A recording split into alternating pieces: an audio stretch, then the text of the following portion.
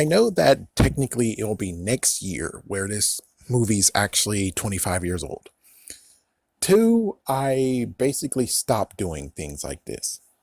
Yeah, because, it doesn't get the proper views and no one really cared. But considering Superman and Lois gave us Steel, gave us John Henry Irons, we have to dive into the movie they gave us in 1997.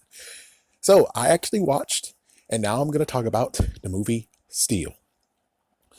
So it's kind of a mind boggler. They were able to reference Batman, reference Robin, reference Superman, but yet he couldn't actually get to wear the Superman logo on his chest. They had the Superman logo because, well, he had a tattoo, Man of Steel. So it's like, yeah, so they did have that portion, but they didn't actually have it on his chest at all. Considering there wouldn't be a real reason why to make a sequel, which, I know it's kind of sad. And plus, it's the 90s technology. Pretty sure it's like the 2010s or the late 2000s. We could get maybe a proper steel suit. But you have to notice that they actually did the whole thing of he was in a junkyard and they were getting it from junk. And they were able to turn junk into powerful materials. Now, the interesting part about it has to be the fact of I'm kind of actually okay with the idea of this whole entire time, this whole entire movie, beginning to end, it was basically the proto suit. We could go with that idea. It's the proto suit. But it's kind of funny too. It's like we have another, well, in quotations, he's a hero, but he's an anti-hero, who has the same deal. What's crazy is that they both got taken out of, which I don't really know Steel's real actual story, but I'm pretty sure he was near Metropolis, chances are. But they moved him to Los Angeles, just like Venom was moved to California. Most likely even to Los Angeles, but I doubt it was Los Angeles. Either way, it's like, it's weird how you took him out and put them in another state, aka California. It's kind of crazy that the very end they actually did the Arnold Schwarzenegger voice, and within that year we get Batman and Robin. So yeah, he actually is canon. Well, he played as a villain in Batman and Robin, but he wasn't actually appeared in there, no. So the interesting part does be the fact of the idea to process through this. Well, basically they decided to do the idea of the neighborhood's gone bad, and beforehand we had the military using technology, and the technology somehow got into into an organization's hands, an evil organization's hand for profit. And meanwhile, a friend of his, which is kind of funny that this movie shows that you don't need a love interest. You don't need a kiss at the end. Instead, a simple hug will do it. Yeah, too bad this is not like freaking Lost Time Force. Like Time Force, no, that was signaling they needed a kiss.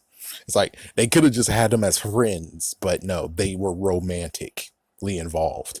And to end it all with a freaking damn hug, it seems like I got a little bit cheated in the end. It's like, even I, as a freaking little kid, as a kid, almost a teenager, that I'm like, dude, you should have kissed her. This seems like you just gave me second place when I wanted first place.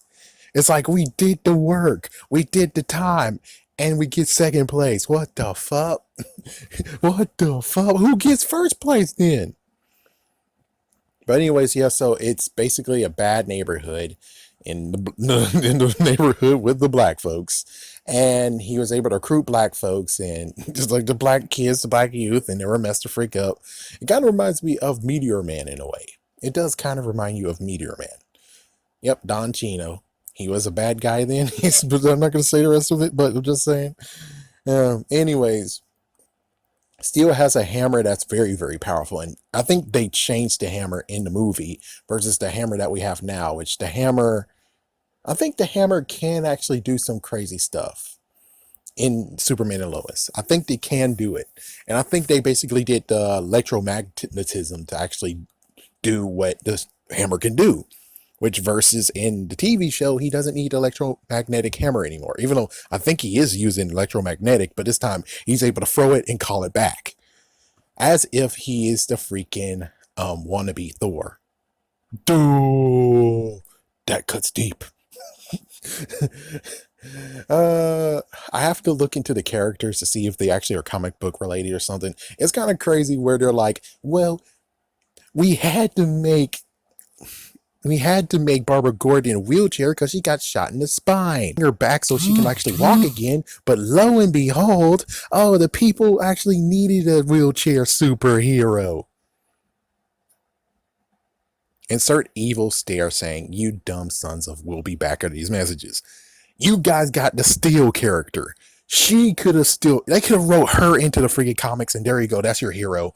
Let Barbara Gordon be Batwoman. That's what they were gonna do, but your sorry asses had to be bastards. Sorry, but it's true. And either way, they got her out of the wheelchair anyway, so it's just get off it. Because the character that they have in Steel would never walk again. She's definitely stuck in a wheelchair. And it's like, that's what you wanted. You want a hero like that. She's a freaking hero. And yet, it's kind of funny looking into it. It's like, yeah, they didn't think of that in comic books back in the day. It's like, I have to check to see if she actually was a comic book character or they made her. If they made her, then, well, I don't see why you didn't put her in the comic books. It's like, yeah, she could be the freaking wheelchair person. Then you have two wheelchair persons, and then you could actually just have, it's only going to be one. And then you can bring her back, and there you go.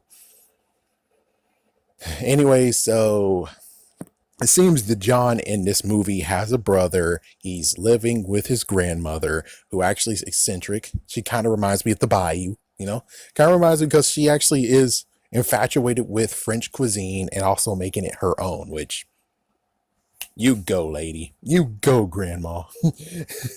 Let's see, anyone else? Yeah, of course, I think it's his uncle. And apparently they did talk about his dad, which his dad actually died doing heartbreaking work, backbreaking work. Let's see, anything else? I think that's pretty much it. It's just basically the whole thing of cleaning up the neighborhood in quotation / these are weapons that's supposed to be military and secret, but here they are, and they're going to be sold to someone who's messed up and bad. Son of a... And he actually did that to stop him. And as soon as he was able to stop him, he doesn't need to be Steel anymore. It's like, yeah, the Steel actually had a grappling hook. They gave him a kind of a grappling hook. And they gave him a motorcycle too. But I'll have to say that this is a proto suit, and it looks a little bit better than what I remember. It's like, I thought it was like, it's kind of hackneyed, it kind of messed up. It was like, they did what they needed to do, and it was nice. But I would say that technically that suit is 100% proto suit. That's a proto suit of his. The real suit with an S on the logo will come later. Well, I would say that, but they never made a sequel. And I'm pretty sure they wouldn't even have the ability to make a true suit that actually will scream, this is Steel. Meanwhile, in Superman and Lois, we kind of get to have the Steel suit. And it kind of looks good. But, I mean, you can't really actually take Steel's actual look from the comic book and make it actually in the TV show. It's just impossible to do it.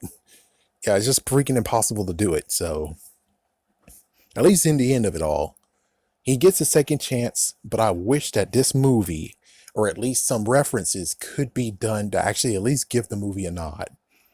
And I do wonder how the frick did they not actually allow him to have the logo on his suit? I know that most likely is kind of like, oh, but that suit, man, oh my gosh, no, oh my gosh, no. But I'm like, yeah, but what came to the point of where they have to actually say no? Is it because you guys disagreed on the suit? Or is it just because it was just a movie that was a cash grab, in quotations, cash grab, but you didn't really want, or the person didn't want to actually pay enough money to get the logo on? Meanwhile, when it comes to Venom is pretty much different, where it's like, well, you don't have a way to how to put the freaking Spider-Man logo on him. And it's like, yeah, it doesn't make sense. So why in the world would he have it in the first place, though? But anyways, I think we'll just leave it there. I'll do some digging and see which characters was in it. But yeah, I think that's good enough. Hold it, son. Wouldn't you rather have an exciting action figure? Ah, but only Batman fits in my Batmobile.